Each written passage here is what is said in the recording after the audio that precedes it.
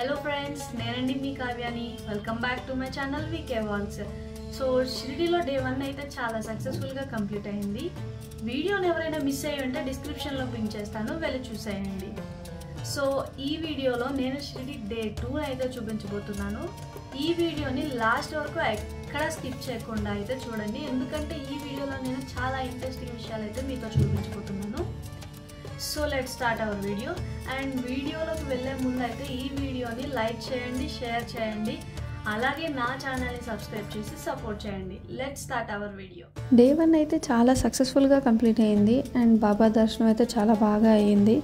So ఇప్పుడైతే మేము సాయి హెరిటేజ్కి వెళ్తున్నాము. దీన్ని షిరిడి ఓల్డ్ విలేజ్ అని కూడా అంటారు.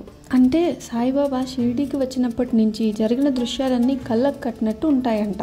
ఈ సాయి హెరిటేజ్ షిరిడీ నుంచి 3 కిలోమీటర్స్ డిస్టెన్స్లో ఉంటుంది. క్యాబ్స్ కూడా చాలా అవైలబుల్లో ఉంటాయి. సాయి హెరిటేజ్ విలేజ్ అంటే వాళ్ళే తీసుకెళ్తారు. చూసారుగా, ఇదే సాయి హెరిటేజ్. మొత్తానికైతే వచ్చేసాము. బయట నుంచి అయితే చూడడానికి చాలా బాగుంది. పదండి, లేట్ లేకుండా లోపలికి వెళ్ళిపోదాం. లోపలికి ఎంట్రీ టికెట్ 150 రూపీస్. ఈ టికెట్లో మనకి బాబా ఓల్డ్ సిటీ,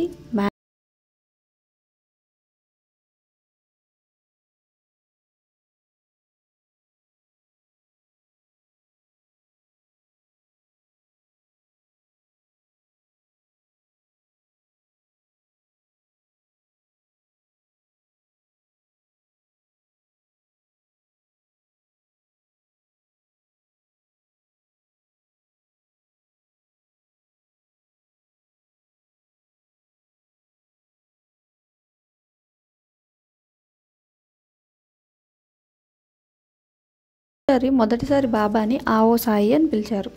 ఈ విధంగా బాబాకి సాయి అని పేరు వచ్చింది. అప్పటి నుంచి అందరూ బాబాని సాయి అని పిలవడం.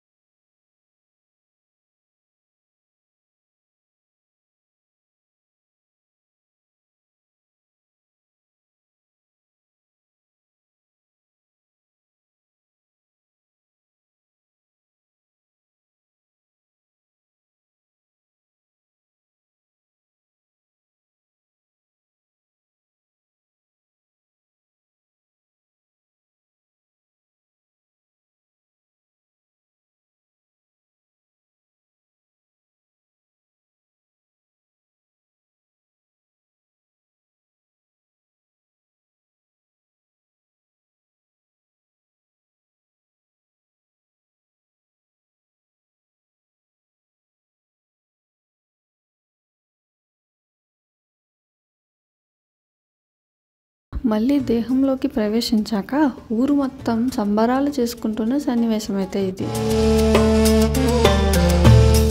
ఇక్కడున్న అతని పేరు మాధవరావు దేశపాండే. ఇతను ఒక టీచర్ అన్నమాట.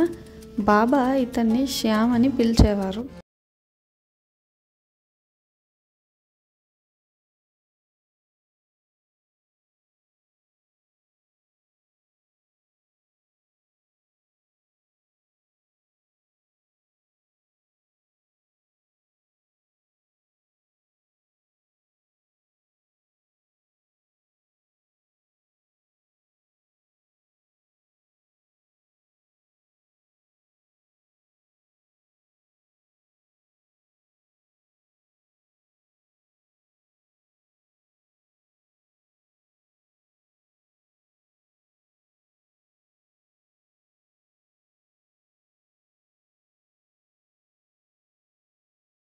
ఫ్రెండ్స్, ఓల్డ్ షిరిడి మొత్తం బాబా జీవిత చరిత్రను చాలా బాగా రూపొందించారు.